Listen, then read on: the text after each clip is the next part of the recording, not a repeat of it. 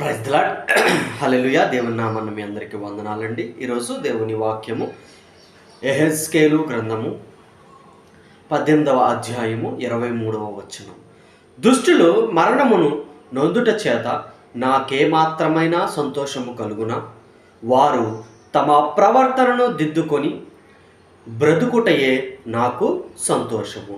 ఇదే ప్రభువగు యెహోవా వాక్కు.